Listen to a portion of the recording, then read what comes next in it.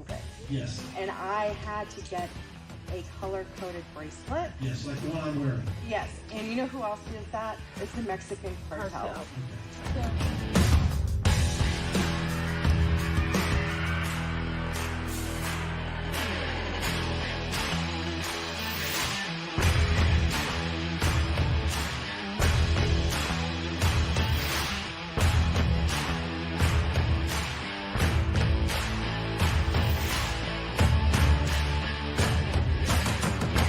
thank you for your time, and let's go, Brandon.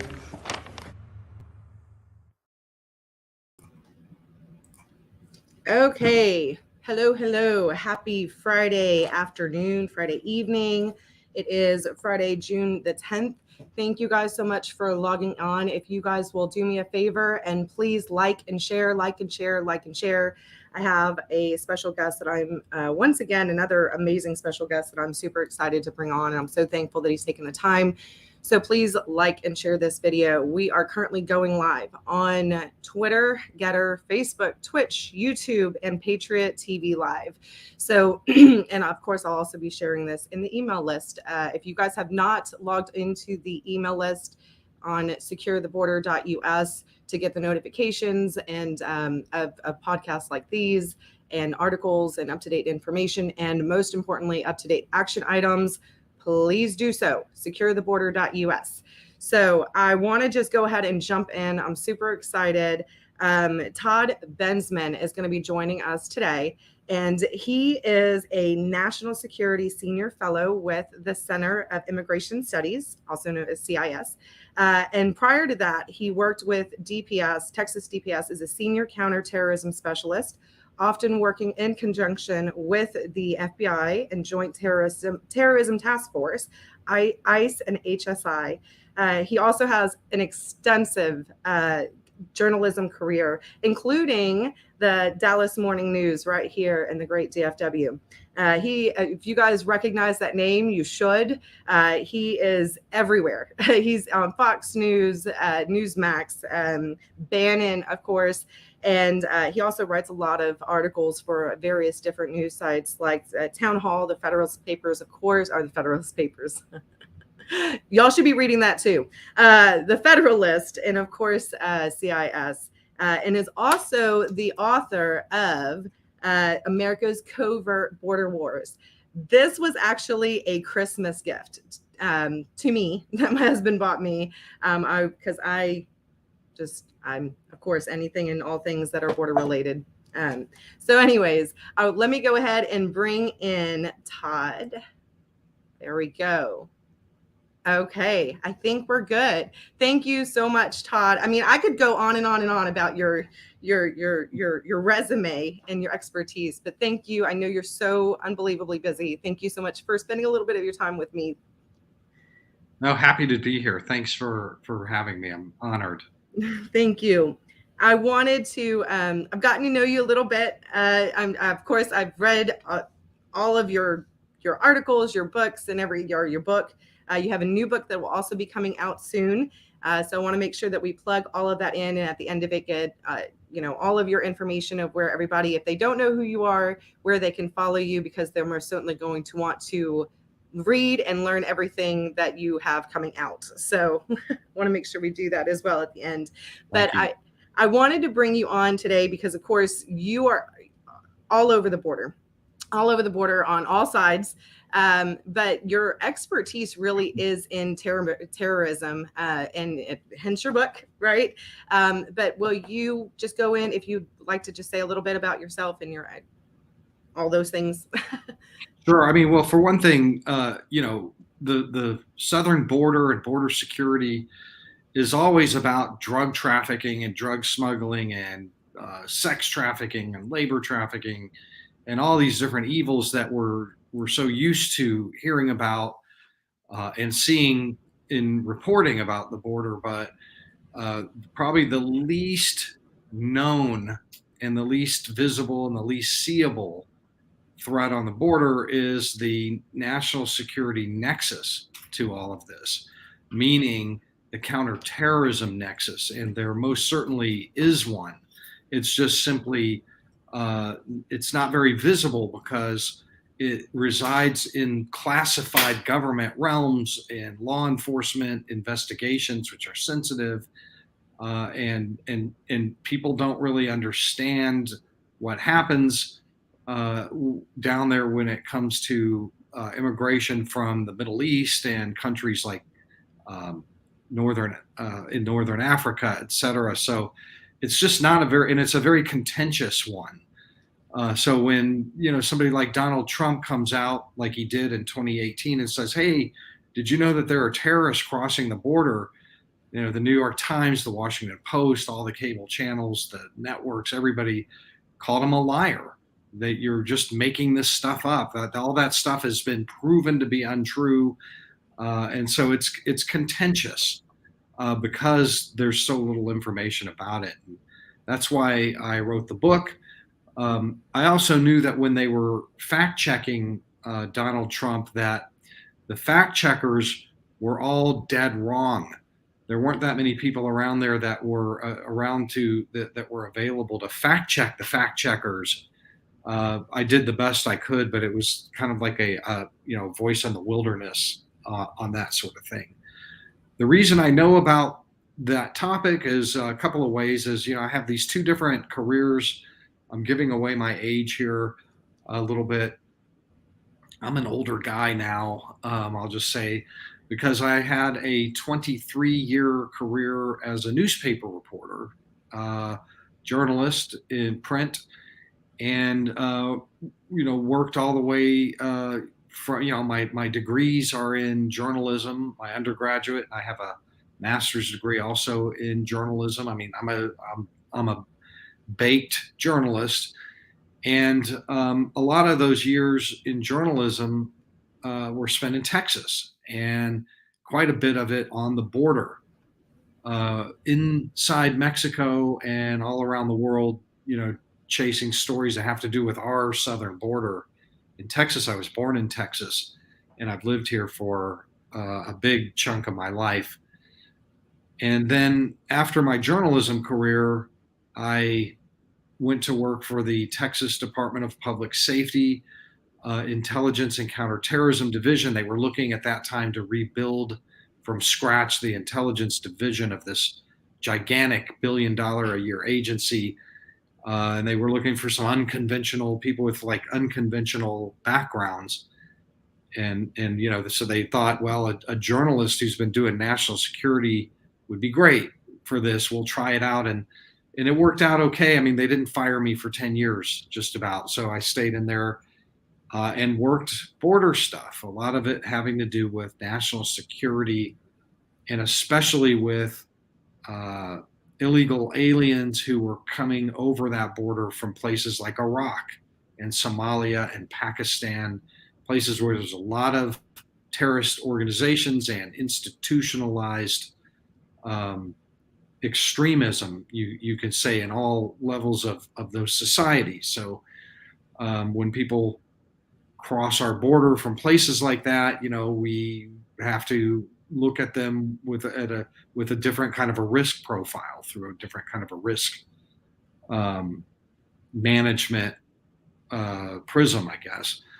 So anyway, I did a lot of work on the border as a journalist, and then in the intelligence business. And then in 2018, the Center for Immigration Studies fished me out of the Department of Public Safety and kind of brought me back to journalism a little bit. I mean, it's a think tank, a public policy think tank, but I'm writing and researching and publishing again. And that's the fact that so much about the terrorism angle. And because I have been cognizant, I also born here in Texas and then moved back here to the DFW area back in 2000. And it was prevalent then. And what I'm talking about is the known sleeper cells in this area. And, I remember vividly where I was on 9/11. And the terrorism factor has always, I guess even before I became knowledgeable about it, it's always kind of caught my attention. And then living here in DFW years ago, we had in the reports, we had a justice, an honor killing here, and one of the places that they raided was right here in my city, looking for the father of that murdered his two daughters. He was a taxi cab driver.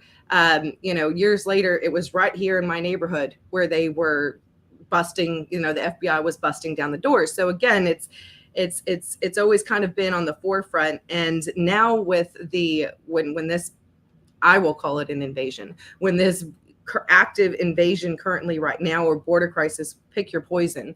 That was always cognizant in my mind as far as one of the largest threats to my particular area, because of the known sleeper cells in this DFW hub, if you will. And there was an incident that happened just recently. And I think that because so many of us, and guys, please like and share this video, like and share it. We are talking to Todd Bensman, the senior fellow, national security fellow with CIS. And we're going to be bringing a lot of information to you guys, and hopefully here sharing some information that maybe a lot of you guys haven't heard, because the news cycles are just spinning out of control with everything, that the chaos that our nation is currently under. But particularly here in this area, there was, and I'm going to pull it up right after I shut my mouth and let you speak. But there was an incident. It was reported on June 3rd that there was an incident from a known terrorist threat that I believe the FBI was interfered with. The gentleman was attempting to assassinate former President George W. Bush, which he lives right here in my area. So are you familiar with this? I'm sure, I know you are. Yes. Yeah, I've read all the court records on that, and I've already written about it and published my thoughts about that case. So just a quick, encapsulation of what the case is about is an Iraqi national comes to the United States on a tourist visa, a 3-month tourist visa, and overstays it and claims asylum, which sets off a big, long, years-long, backlogged process.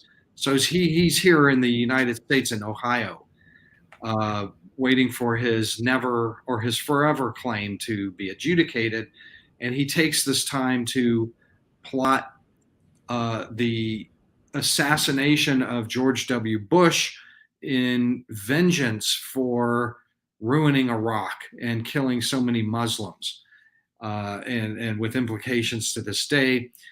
He fought with the precursor to ISIS. Back in the day, he claimed that he killed a lot of American soldiers. He was a planter of IEDs on the roadside, and he still had his contacts from those days, the veterans of his terror cell. And he had this idea that with the chaos at the border, he could bring 8 of them in through Mexico, Brazil, the Darien Gap, along a very well-established migrant route, which I've written about extensively, and I've visited all different parts of that same route. And he was quite correct. He definitely had this nailed. He knew exactly how to do it. And he was going to bring those 8 into the United States to kill George W. Bush. And it wasn't his plot. It was a particular leader of ISIS who is in Qatar. And he's the one that contacted the Iraqi in Ohio and said about this. Now, luckily, our FBI was able to get some confidential sources in close next to him, so that most everything that was happening, the FBI knew about at every stage from that point on. I mean, but it was a real plot. The people in Qatar, the leadership in Qatar, and the 8 operatives that he was going to bring in over the border appear to have been real. He claimed during the investigation to have brought in 2 other terrorist operatives prior to this. and that they were here. There's not a whole lot of details in the court records about them other than that they are Hezbollah operatives, which is interesting because this guy's Sunni, Al Qaeda, ISIS Sunni. He brought in Shia Hezbollah. So I'm not sure what to think about that, but it does occur to me that, that is a strange juxtaposition. They just caught him, arrested him. He actually traveled to Dallas and conducted surveillance. He was an on the ground operative with experience, and his job was to collect the weapons for the operation. So it looked like it was definitely a going plot. Now, would he have been able to actually succeed in assassinating George W. Bush, who's got Secret Service and really pretty good former presidents have pretty good security? Or maybe they could have just switched gears and attacked a shopping mall or whatever. But to wrap this up, the important takeaway from it is that it shows that the bad guys are very aware of the chaotic vulnerability of the southern border right now. And if these guys knew it, lots of other foreign terrorist operatives know it too. And that was the point of my piece for a town hall, was to point out that the bad guys know that we are wide open down there and that they can take advantage of this. And to me, that's the big takeaway from it. Absolutely. And they are coming through our southern border. I mean, even when I've been down there, I've even sent you some of the photos of even the things that I've obtained along the banks of people from Uzbekistan. People, especially in the Del Rio sector, where the last few months I've concentrated a lot of my time. People, Georgians coming through, people from China, Russia, special interest aliens pouring over. I have documents and IDs, of some of these special interest aliens, the vast majority of which will, chances are, we don't know what's coming over that border. And that's part of this huge threat. And that's one of my biggest things that I've been trying to wake people up in my area, is because, Texas is so large. And when they see, the border, they think that it is a distant issue. And especially the terrorism threat, I think, is particularly, our area is particularly vulnerable to, because there are so many documented sleeper cells in this area, and it is so concentrated. And so in my opinion, of course, there's a lot of other, yes, the gangs, the drugs. I mean, DFW is now #1 for human and sex trafficking. I'm not saying that those things don't exist. What I'm saying is that this is one of those elements that I think, because everything is so chaotic, that I try to bring attention to this, like saying, hey, guys, remember this issue, because this is an issue that I truly believe is going to impact, that is more likely or possible to impact my area specifically. As a matter of fact, there was two I did not too long ago. I did a whole broadcast about the pro-Palestine protests that we had here in Dallas, where over reportedly it ranged from 1,000 to over 2,000. That did not make the news. Prior to that, right after that, we had the incident from a terrorist that killed and murdered a Lyft driver in Garland, and then stole the vehicle of the Lyft driver and went and shot up the plane. I believe it was Plano, the police department there. Then not shortly after that, earlier this year, we had the Colleyville, and I do consider it a terrorist attack. I mean, they may not be willing to call it for what it is, but that's exactly, he was a British national that came here not even 10, 15 minutes up the street where my daughter played soccer, right outside, the Bethel, oh my gosh, the temple there. I can't think. The synagogue. Words. I can't think. Sorry. Coffee. I need more coffee. Anyways, and it thankfully, thank God that ended the way that it did without hostages. But these are all more recent. And then now this attempt on, or this plot against, former President George W. Bush. that's why I feel like this is an issue, particularly in the metroplex areas, that needs more attention. And then I want to go in here in a second. Also, I've been talking about the Afghan refugees, and I want to go into that here in a second, and I'll play a little clip. But do you have any thoughts on anything that I just said? Oh, yeah, lots of thoughts. I don't think I'm going to have time to get them all out, but most definitely, there is a route that leads from all of those countries to our southern border.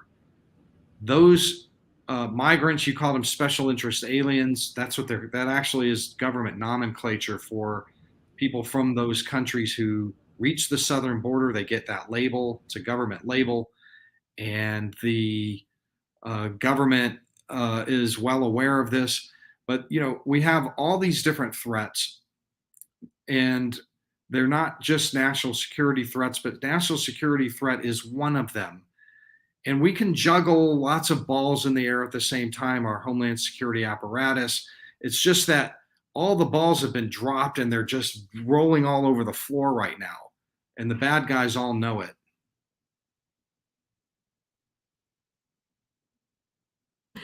I forgot to unmute myself. Absolutely.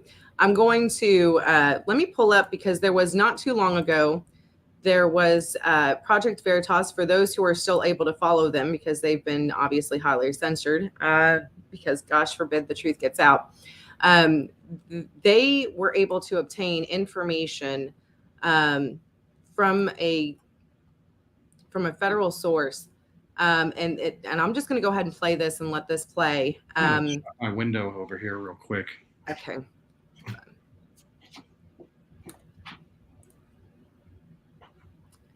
A source inside the federal government has come forward to reveal suspected terrorists are roaming freely inside the United States following the Biden administration's exit strategy in Afghanistan and the government's initiative to shelter fleeing refugees, known as Operation Allies Welcome.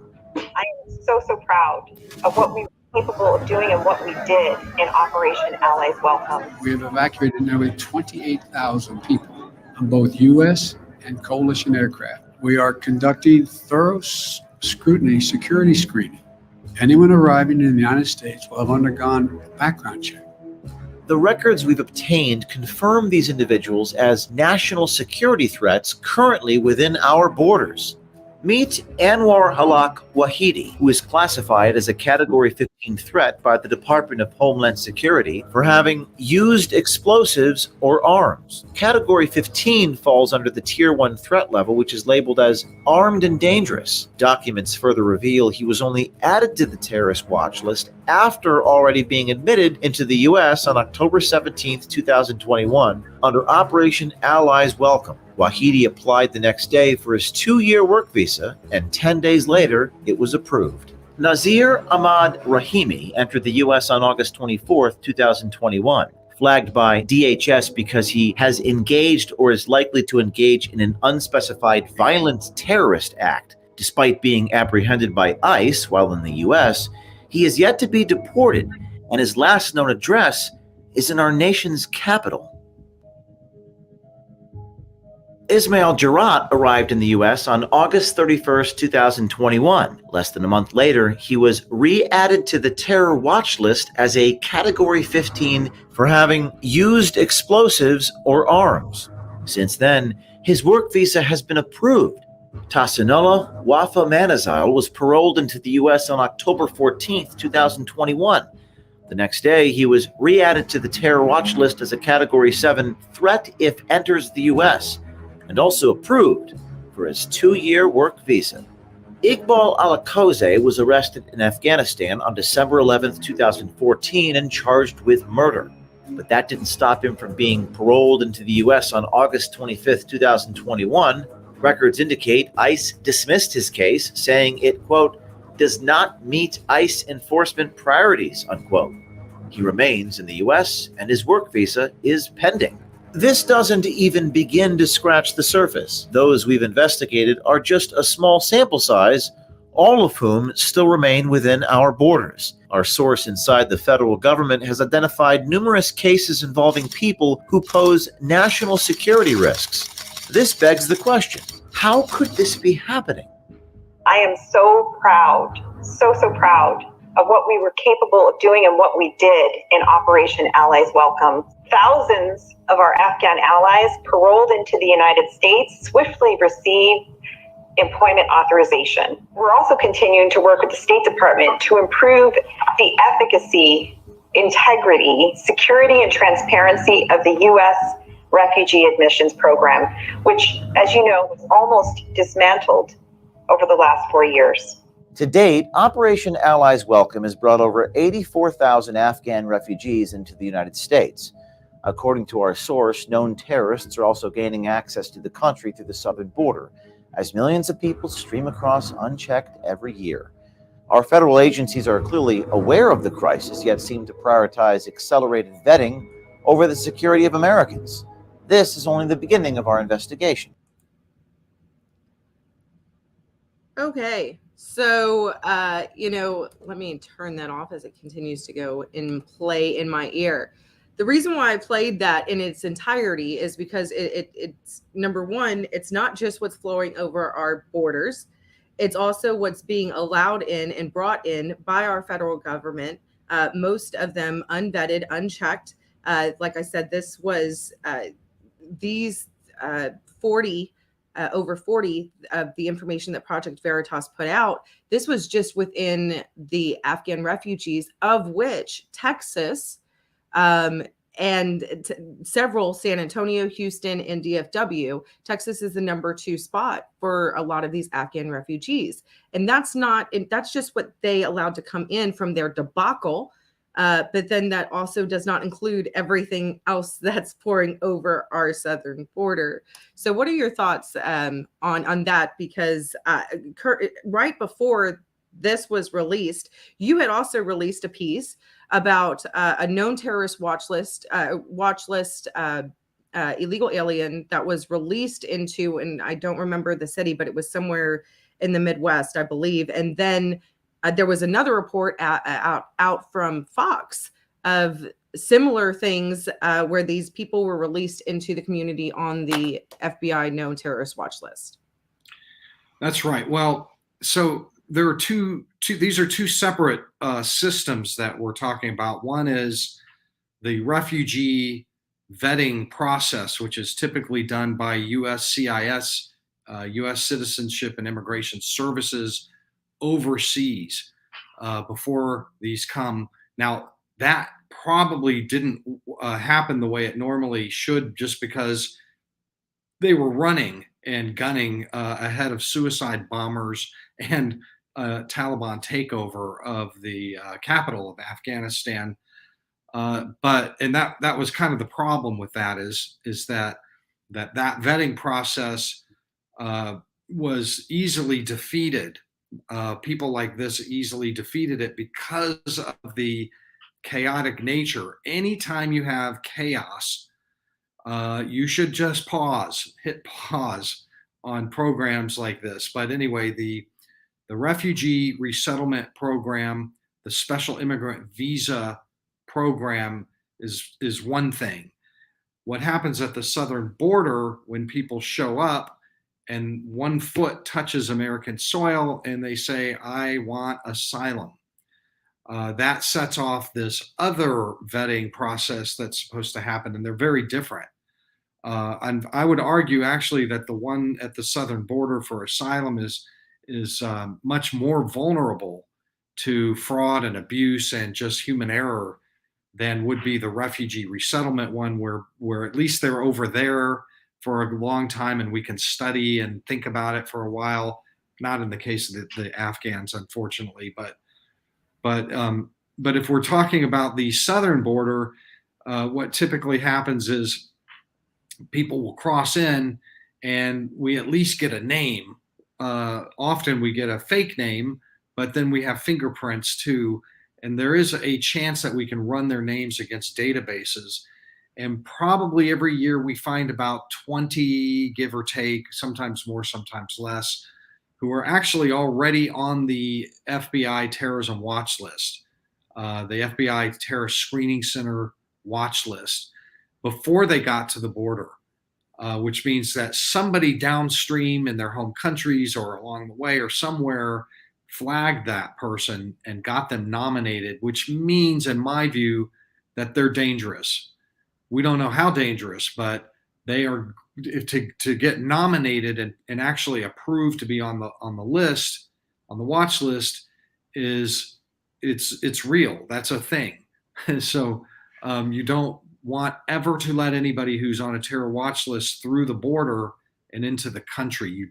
We don't do that. That nobody does that. We try not to do that until recently, because what's going on at the border is kind of like what happened in Kabul. It's just chaos, and all systems, normal systems, are faltering or swamped or overrun or whatever. And so we have had, I'm counting cases. There are probably way more than this. This is just what become public to me. Somebody leaks me documents, or Fox News publishes a piece. And what it looks like is, let's say this Venezuelan, Lebanese-born Venezuelan that you talked about, he swam the Rio Grande. I wrote a big piece about this guy. He swam the Rio Grande. He's Lebanese-born Venezuelan who got to the border. He flagged on the FBI's terrorism watch list. This normally triggers an FBI interview. He's probably going to be in the Hezbollah wheelhouse, this guy, although the documents don't say it. But nevertheless, he was watch listed. We knew him. He had substantial derogatory intelligence on him, they found, and also determined that he was a flight risk. And so they recommended that he remain in ICE detention. Typically what happens is, after we're finished with them, we've got all the intelligence, we've determined that he didn't come in to do something, he didn't come in with buddies or co-conspirators or whatever. There's a whole lot of investigation that goes on when a watch-listed guy crosses the border, or women too, which has been known to happen. But normally they get deported. That's what we do with them. We deport them back to a country that will take them. In this case, it would have been Colombia, which we have an agreement with to take Venezuelans back on ICE air flights. So the headquarters for ICE in Washington overruled the FBI's recommendation, and they cut him loose. And that guy is running around in Detroit pursuing an asylum claim right now on the FBI's watch list. It's the first time I've ever heard of something like that happen.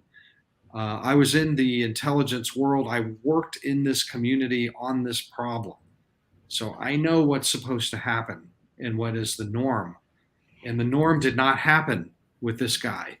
The reason that they released him, according to the confidential documents that were leaked to me, I have them, is because he was a bit overweight, and that meant that he qualified as at risk for catching COVID.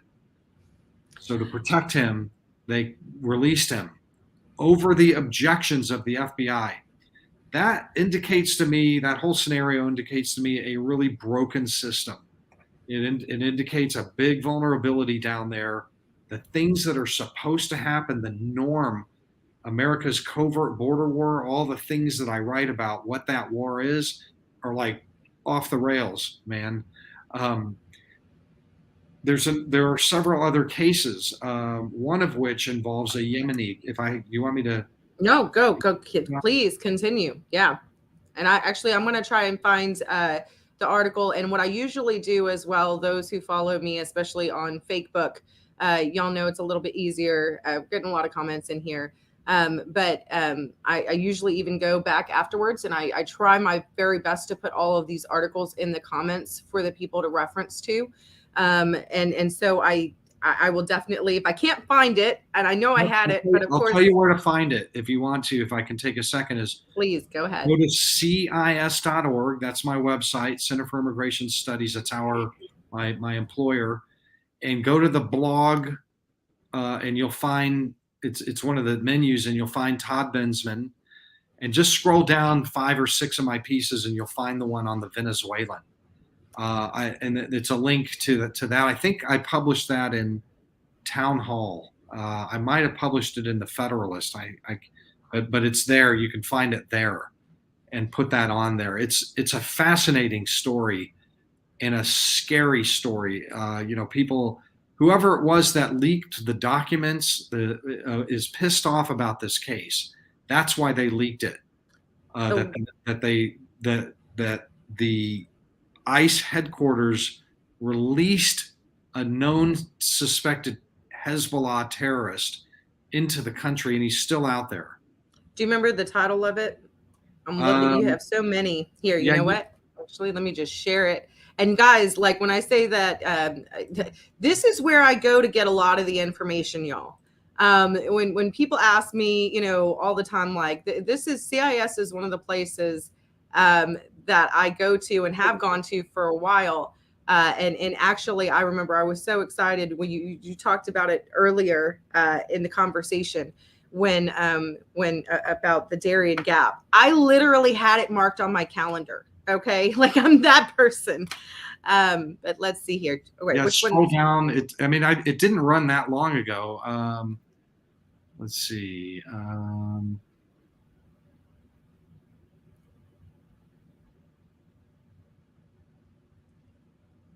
I think go to page 2. It should be right at the top. Okay.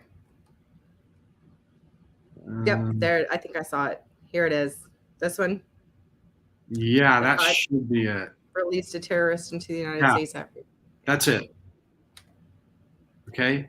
Okay. So you can, if you scroll down, you'll see where I published it. This will be a link to it. This one in the Federalist. The Federalist. I'm sorry, I can't remember. Go. Well, you're so busy. He puts out all this information everywhere. I'm spewing. Well, there's just so much happening.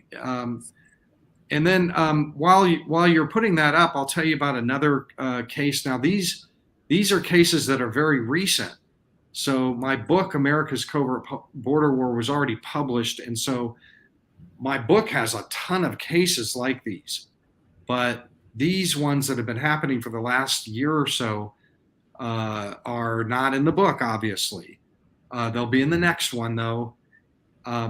One of the pieces that I wrote is that, we've had in the last year 42, twice as many as what I think is an average, normal, since the Biden administration took office, crossed the border who are on the FBI's terrorism watch list, 42 in just the last year that we know of.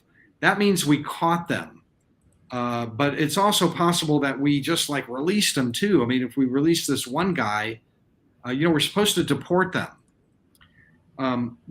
We work closely with the Mexicans. Part of the Americans' covert border war is that we work very closely with our allied partners south of the border along the migrant trails. And in April of 2021, when the mass migration crisis was really ramping up, hundreds of thousands, the Mexicans caught a Yemeni.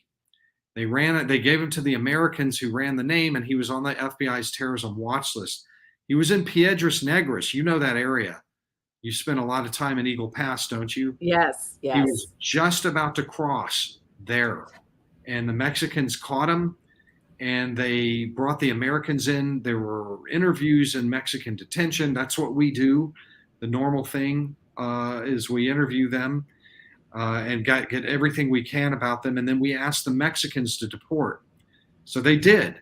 They were going to deport them all the way back to Yemen, and they messed up. The Mexican intelligence officers went home early from the transit airport in Europe, and the guy got off the plane or never got on the plane or something like that, and he came right back.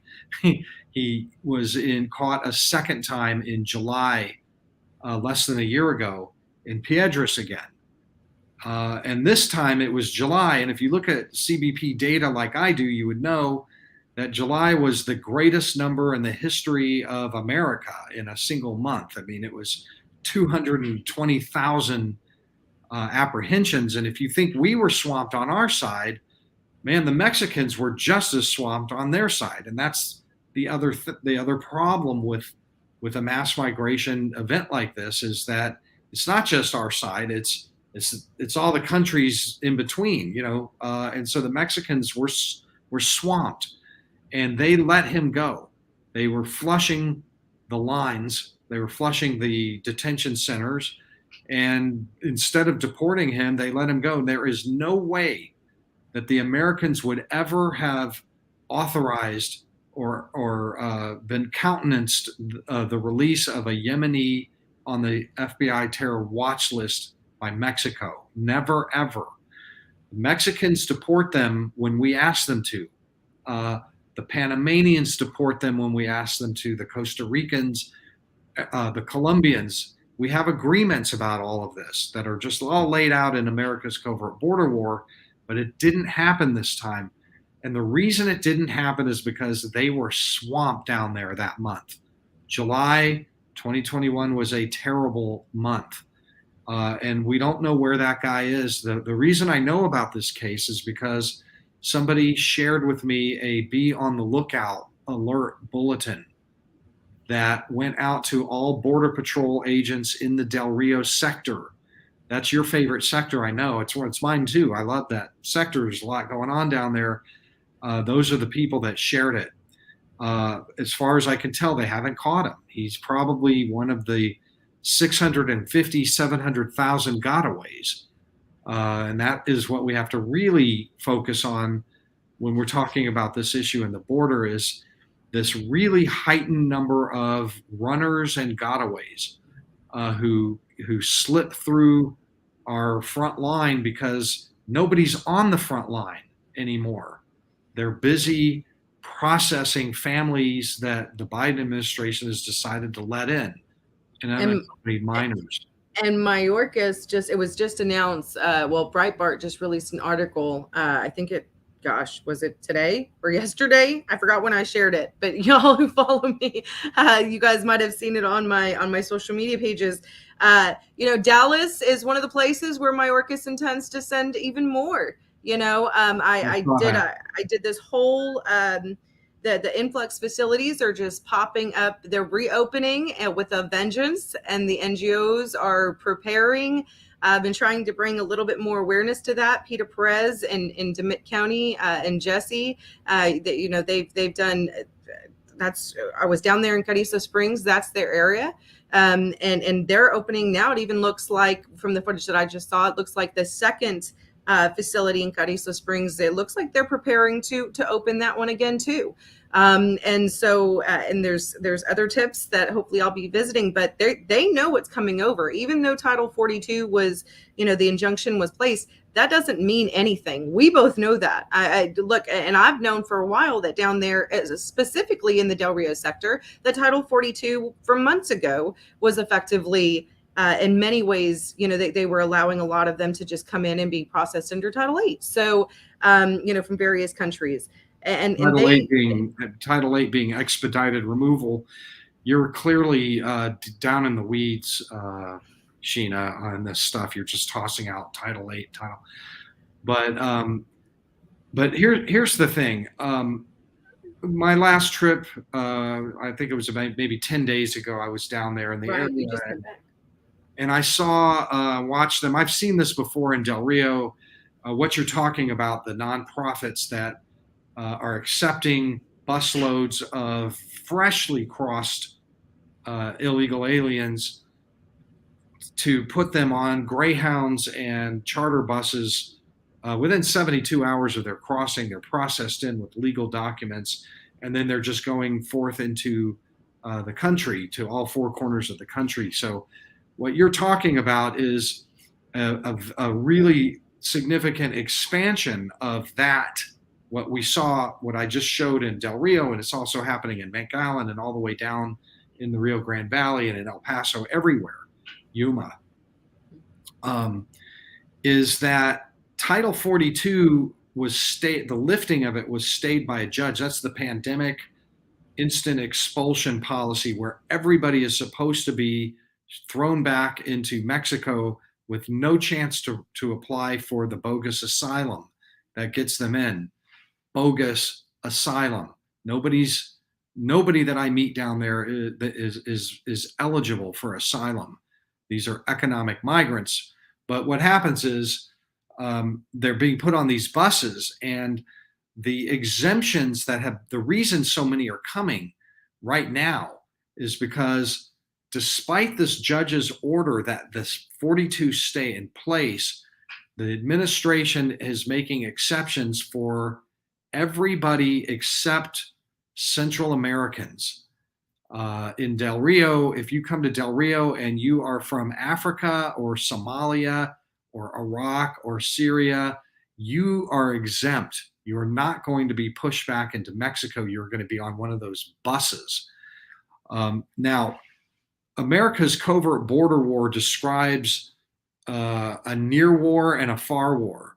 The near war these are counterterrorism programs that have been in place for years. I was part of the near war. I operated in it as an intelligence officer. That involves having intelligence people going down and interviewing these migrants from these particular countries that flag as special interest aliens. And that's in normal times. We have this goal of 100% interviews because they're coming in with no ID cards. They throw them. Nobody has identification cards. They say, my name is Mickey Mouse. I'm from Somalia. I declare asylum. And the only thing that we can do is interview them eyeball to eyeball and try to figure out what they're about. It's a very important element of the near war, of the covert border war. And in normal times, we were only interviewing about a third to a half of all SIAs before they were cut loose, which means that we don't know, we didn't have an opportunity to maybe catch them in a lie or learn something about their background that would be a red flag for continued detention.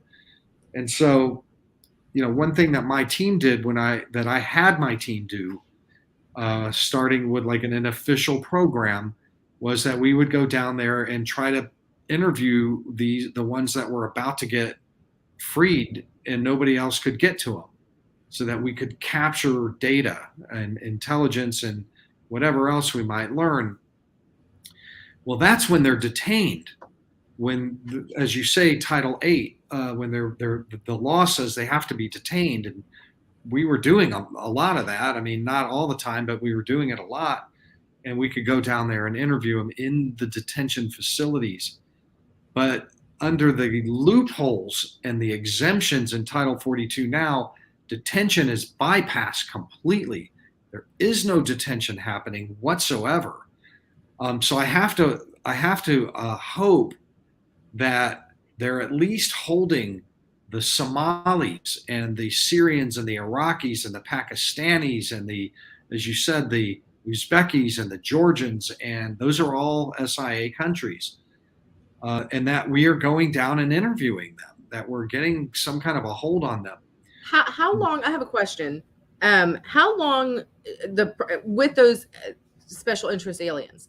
Typically, under normal circumstances, because there's nothing normal about this administration and what's going on with anything about this border crisis. Under normal circumstances, how long would it typically take to thoroughly vet to make sure that these special interest aliens are not on a terrorist watch list? How long, or something along those lines? How long would that typically take? And we talked about the 72-hour turnaround, which every time I'm driving down to the border, south on 35, those buses all over a year, 16 months now, have been coming north to my area on 35. So how long does that typically take?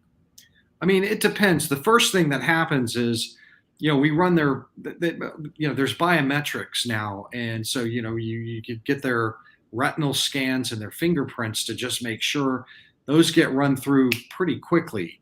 And if they flag, then then it's a 5-alarm fire. Everybody gets on this thing and we investigate, and the FBI, the other intelligence agencies, all get involved in trying to figure everything out that they can about a watch listed person. But the problem is not everybody's watch listed. There are a lot of bad guys out there that are not on the radar. They're clean. If you're a terrorist organization, you're going to send somebody in. You're going to want to send somebody that you think is clean, so that nothing flags on the watch list. Now, a lot of watch listed people don't know they're on the watch list. A lot of them do know that they're on the watch list. There are ways. That's another novel. But the problem is that the vetting that we do on SIAs who flag, special interest aliens who are not on the watch list, they're just flagged SIAs, is just completely imperfect. A, they're not all on a watch list.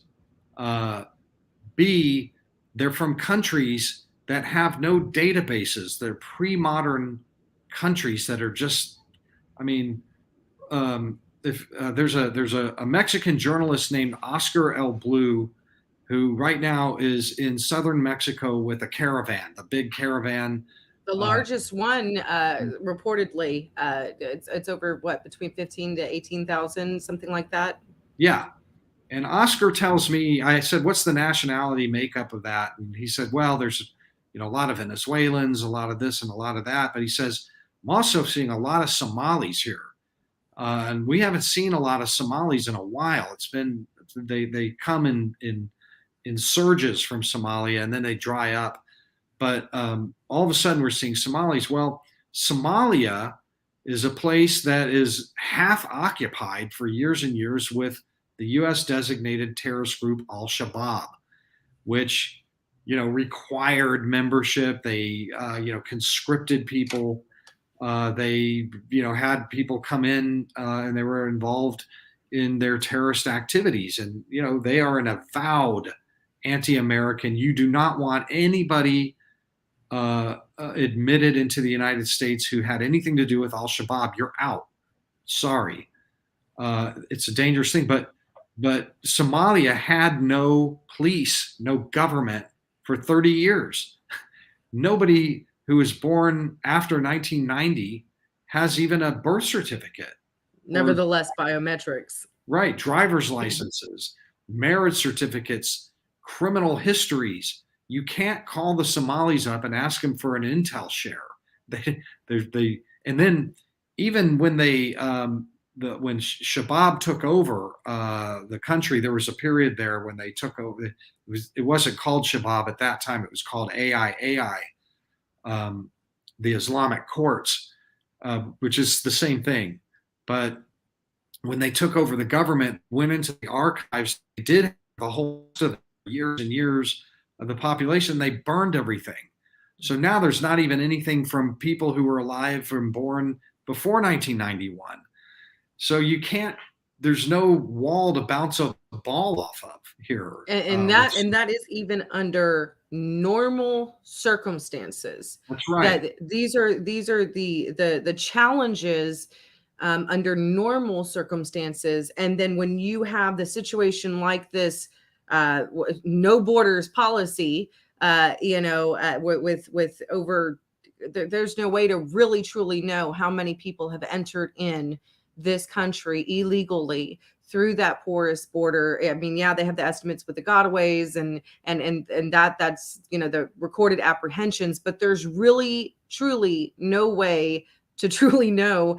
And then in addition to that, we have the chaos with the refugees that were brought over and them not being able to fully do the best job. It's not that they're not able to. That's a poor choice of words. They could have, if their resources weren't, so stretched so thin. And honestly, in my opinion, they just don't care. They don't give a damn. They don't give a damn about this. And this is my opinion. They don't care about this country. In my opinion, this is fully intentional. And so when you have it, we are getting slammed from all sides. Any one of these situations is already horrible and a threat, a potential threat. But all of these situations together is astronomical and mind-blowing. Do you think that that's a somewhat fair assessment? Define astronomical. Well, I'm just kidding. yeah. But yeah, I mean, it's overwhelming, and just chaos it's just never good for running a Starbucks or a restaurant, let alone a country that is depending on its intelligence services and law enforcement and government to protect the people inside the country. Just real quickly, if I can, just back to the Somalis.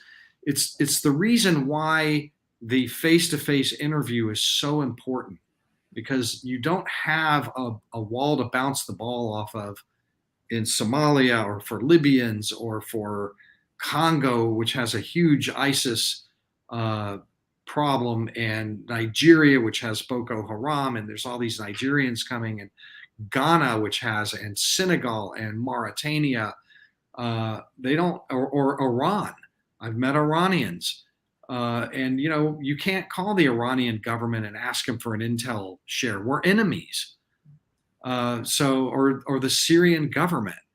We can't call Assad. We don't like them, and vice versa. So the interview is all important, because when you're eye to eye with these people, and you're asking them particular questions, you can catch them lying. And when you catch them lying, if you've got nothing else, but they're being deceptive, that is enough then to delay their release and open and justify further investigation. But I don't have faith that we are doing these interviews anymore right now. I don't think I don't have the intel about whether they're what we're doing right now. I think that we're doing some interviews. Like if they're a watch listed person and they flag, we're interviewing. All the 3-letter agencies are down there interviewing.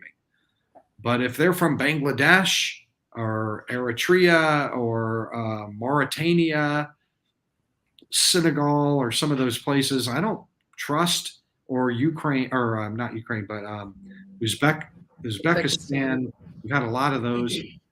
I don't think we're interviewing them, and I think that we're at heightened risk because of this. Yeah, and I've seen a lot. You mentioned Senegal. I've seen a lot of documents personally down there in Eagle Pass, Well, from Senegal. I've hung out with them. Yep. I mean, they're coming. They're real. And what you mentioned, and I think it's important, Oscar Blue with Border Network News is a partner with Anthony, my brother Anthony. Shout out. I know that he was out there with Ben out there in Arizona. So, but with what you were mentioning too, the vast majority of those who Oscar has been interviewing has all said that they were planning on coming to the Del Rio sector. That's right. That's right. Del Rio is it's a favored place. I discovered why it was a favored place back on a reporting trip there in March of 2021, really early way before the Haitian migrant camp. And what I found was that on the Mexican side, there's no cartel piso. You don't have to pay thousands of dollars to cross. You can cross yourself.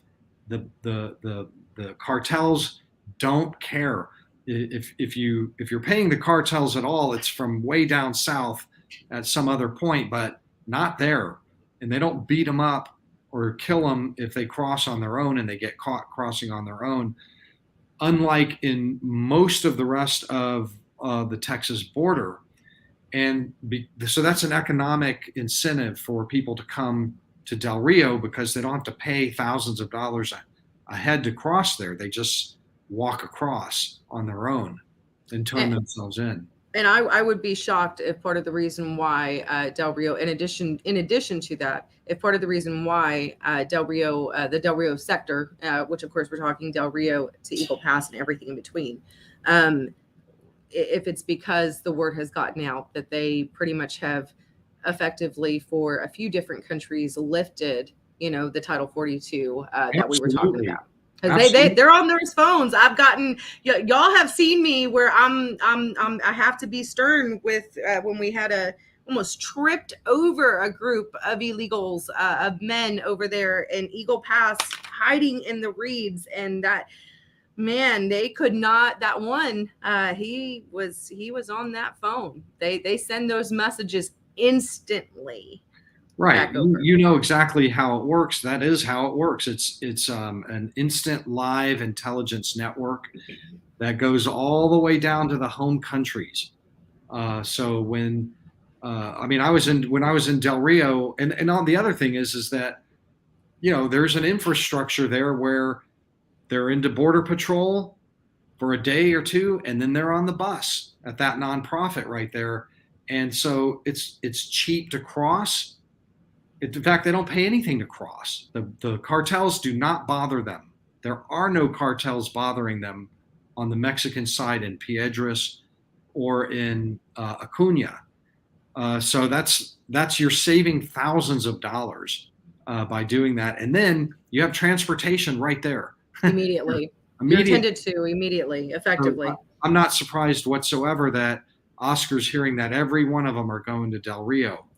I reported on Del Rio as a favored crossing spot in March of 2021.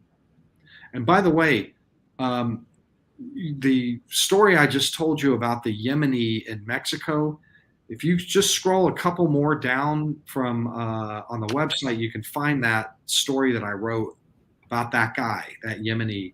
Okay. You can post it there. I will go back, and hopefully also they, as a matter of fact, let's just plug it in really quick. Where can people, and guys, remember to like and share this everywhere. Getter, Twitter, Facebook, YouTube. You guys can follow me on YouTube and then share that link for those who are not on social media. And of course, I'll put this back onto the website, securetheboarder.us. But where can they follow you, because you guys, CIS and you and so many others, you guys put out some amazing information that it really goes into the thick of things. Where can they follow you, your social medias, and of course be able to purchase your book? Sure. Well, my employer is the Center for Immigration Studies. I'm a senior national security fellow there, full time, and that all of my writings for CIS is at cis.org. And then I'm on Getter, T Bensman, Getter, and I'm on Twitter, Bensman Todd, backwards, Bensman Todd on Twitter. That's about all I really do. I have a website, toddbensman.com, that has all of my work and a historic kind of portfolio of everything I've done over the years for all different publications, are at toddbensman.com.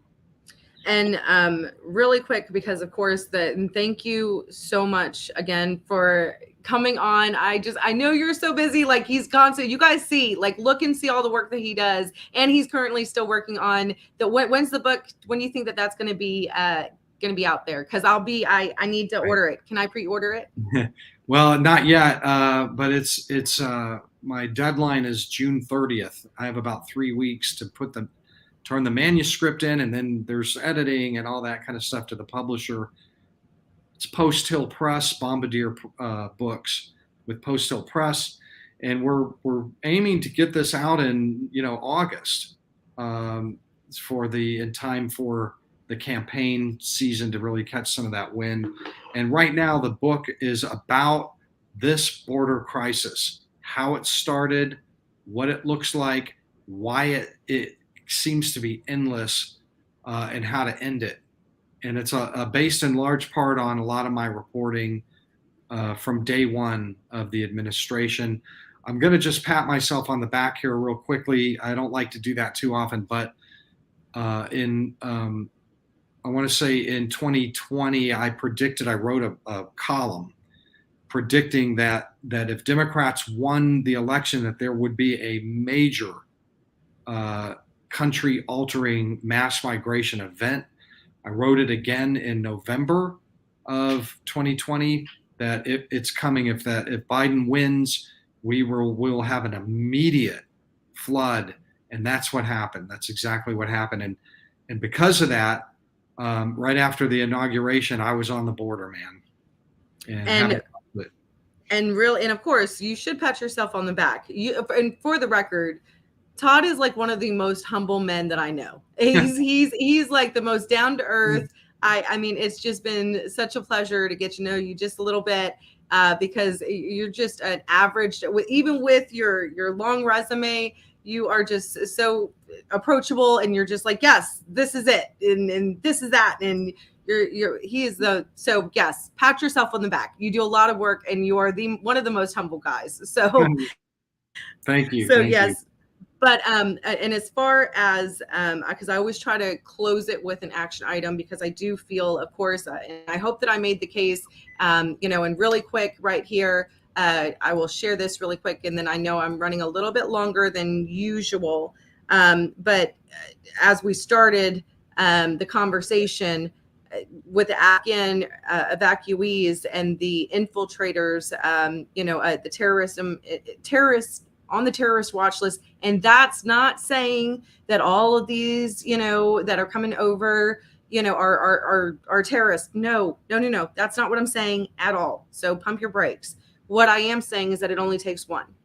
And if you guys go back and listen to this conversation, why this is concerning, well, this is what I was talking about. Houston, Dallas, Austin, San Antonio. We are getting slammed. This is where the Afghans have resettled. Texas is on the top of, and that alone, and the issues of that alone is enough concern, because they obviously were not able to get a lot of the vetting done that should have been done, that under normal circumstances would have been challenging, but they possibly would have had a better handle on this. In addition to everything else that we're talking about coming over the border.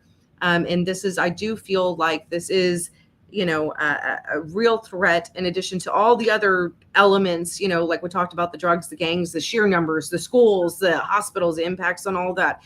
It's never ending. And the fact that they're planning on sending even more right here to my area, according to the Breitbart article that we spoke about just a little bit ago. But I always want to try and close out with an action item. Now, yes, I know that right now, especially on the federal level, a lot of that stuff's just not going to happen.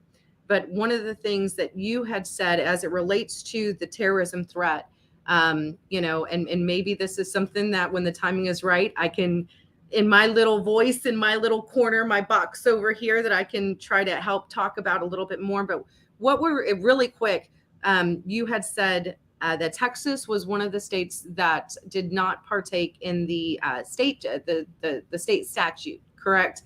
And that is something that it could potentially be an action item to try to help combat the victims, of, God forbid, a terrorism attack or something along those lines. Is that a feasible action item? Do you believe that Secure Border might be able to help with? Yeah, when I was still with the state of Texas, working intelligence internally, I was a strong advocate and an initiator of the idea that Texas should have its own terrorism statute. It's one of 17 or 18 states that don't have its own statute, and there are really good reasons why Texas needs to have its own statute, so that it can charge cases when the federal government won't charge a case, and we can call something terrorism, and it requires that we provide justice and closure and public knowledge that a terror attack has happened here, and have enhanced penalties and also possibly a Texas terrorism statute would provide some kind of remuneration for the survivors' families. And really, this is about the survivors, as well as sending a message to other jihadists that if you want to do something in Texas and the feds aren't going to do anything about it, and this happens all the time, this is another whole other show. Right. Especially during the Obama era, but also during this administration, where they're clear-cut terror attacks and they won't call it a terror attack. Sometimes states need to be able to take things into their own hands. The Texas legislature, the Texas governor, will find a draft in the archives. I know all about this. I had hands on my fingerprints will be all over those, all over that statute, a draft bill for a Texas terrorism statute. I think that it is, look, New Jersey does it, Arizona does it, lots of states do it, and Arizona and New Jersey are two examples of states that use their terrorism statutes in real cases and took it to the jihadists. And especially in this moment in time when I believe that this border crisis and all everything that we just spoke about is look, the federal government is helping to facilitate this. I think that is one of the things that I'm always in search of things that the state of Texas that can be done on the city, county, and state level. And I found that, and I read all that, the articles that you put in and did a lot of rabbit hole digging. I kept on clicking the links from there. So that is one of the things that come the ADA session, I will be ready and prepared to go, hey, my friend Todd Bensman said we should do this. And so I'll be hopefully reaching out to you a little bit more, and be like, hey, let's get this done. Let's do this. There's no downside at all for Texas having this, and a lot of upside. And it could help in many ways. So thank you so very much, Todd, and to everyone who tuned in. Thank you guys for hanging on. I hope that you guys found this information this information, this broadcast informative. I'm just so thankful, Todd, that you were able to take a little bit of your time, or actually a lot of your time now. I'm sorry to keep you over, but we could go on and on and on. So happy to do it. And Sheena, you're true blue, man. I know you're down there. You're down there in the weeds, and not too many people are doing what you do. It's a dangerous thing that you're doing, but incredibly needed. Keep doing that, but man, be careful. Yeah, I'm the crazy mom that will travel all over the great state of Texas, doing these crazy wild things. But yeah, we all need to be careful. So, and if we're not careful, that's what I'm trying to get this information out for, so that this way. I respect that, and everybody watching your show ought to respect that you're down there seeing it and watching it and collecting on this. And man, do your own show if you can't find a Todd Bensman to come on, because you've got plenty to say. I've been in the truck with you for a long periods of time. I know. Yeah, I can talk a lot. Yeah. But thank you so very much. Do you have any last closing remarks before we go? Not really, but I did forget to tell you that Afghans are coming over that border too. Lots of them are coming over that border all the way in. And I've written about those too. So, but they're coming in too. They've always come in from Afghanistan. So the ones, and there's actually a court case that I've written about where one who came in on a special interest visa in 2009, he worked for our forces over there, smuggled in a national security threat Afghan over the southern border, and he's in prosecution right now. Nobody has written about this story except for me. It's out of New Jersey. The guy's name is Saify, Saify. And that case is still just sort of hanging out there. Don't rest on your laurels just thinking that the security problem vetting with Afghans is just about the refugee resettlement program. They're smuggling in over the border too, and they're national security threats. Well, I'm going to try and find that as well and push that out. So I thank you so very much for everything, Todd. Thank you so much for coming on, and hopefully we'll be able to do this again, maybe later on, maybe after you put out that next book. So Right. Well, I'll probably see you down at the water. yes. Yeah. And also, you will also be at the convention speaking at the luncheon on Saturday. Kelly Perry is holding an event. So I've also included that, and I'll share that. And also we're having our own events that Friday night. But Todd will be there for the luncheon on Saturday. I don't remember the time, but I'll share that flyer out there. So if you guys want to see him live and in person, and you guys are planning on going to the convention, first come see me speak on Friday night to find out what you can do in your to become your own border advocate in your own city, county, and within the great state of Texas, and then stay for lunch over on Saturday. Come out to the breakout session that Kelly Perry is hosting, and go see Todd and a few other amazing people speak. So thank you so much, Todd. Take care. So thank you guys so much for logging in. I'm sorry that it ran a little bit late, but to me, I felt like this information was really important to get out there, especially for those who live in the DFW area and in the Metroplex areas. This is one of the things to look out for, guys. So is the terrorism threat. There's a lot to this border invasion that we have to keep our head in on swivel, and we have to stand up and fight back.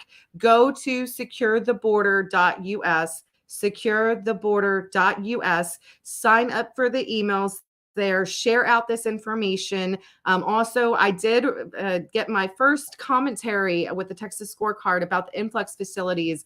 It was published today. I was so excited to be able to hopefully spread this information. So share that link too. I shared that on my social media, and I'll be sharing this live video and the commentary link in the next email blast. So make sure to go to securetheborder.us, sign up for those emails. And then also, we do have the convention coming up. We have our Friday night events. The America Project is going to be coming out in full force. Latinos for America First. Big shout out. I'm going to be a speaker, one of the few speakers there. Bryson Gray and Isaiah Robbins are going to be performing at the end. Come out and see the Flynn speak, and Patrick Byrne and Frank Lopez is going to be speaking. Maria, so many great speakers coming out to that event to educate on what's going. Oh, Jason Jones, Victor Avila, all the big names. I'm just a little one. Forgive me, y'all. It's been a long day. I was out there at a baseball game earlier in Round Rock, and I've gotten very little sleep, but I've gotten used to that by now. But anyways, need more coffee. Good, but visit securetheborder.us, share out this information, sign up for those emails, and if you guys can spare anything to be able to help secure the border grow and help keep us fighting for the great state of Texas, there is that donate button. We do have a Venmo and a Give, Send, Go set up there. So you guys can find that and donate there. Every little bit helps. We've started the long, tedious process of submitting the 501c4 for the official organization. Super excited about that. But guys, there is so much coming up. Future border trips, follow-up trips with these influx facilities. I was actually invited out there to the CIS immigration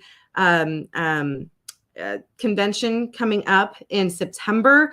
It's free to attend, but I got to somehow make it up there to DC. So if you guys can help to donate to Secure the Border and everything that we're doing, we've got some exciting things happening. Really excited about it, but unfortunately it does cost money, and my husband and I are pretty well tapped out at this point. So if you're able to spare a few dollars, please do so. Also, just like and share this video, visit the website, sign up for those emails. Thank you guys so much for logging in and taking the time to hear this broadcast. And thank you for doing your part and sharing this information and doing all that you can together with myself and with Secure the Border to secure our sovereign state border and save our sweet and precious Texas. God bless you guys. Y'all have a great night and a great weekend.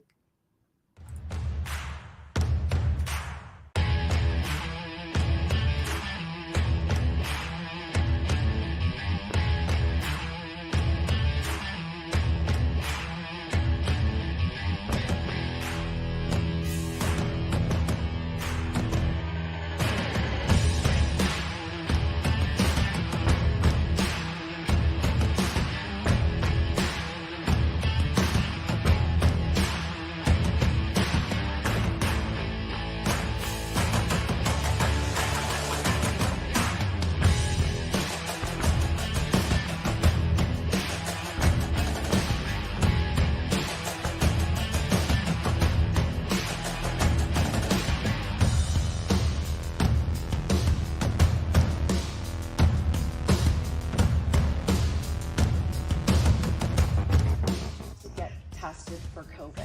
Yes. And I had to get a color-coded bracelet. Yes, like the one I'm wearing. Yes. And you know who else does that? It's the Mexican cartel. Okay.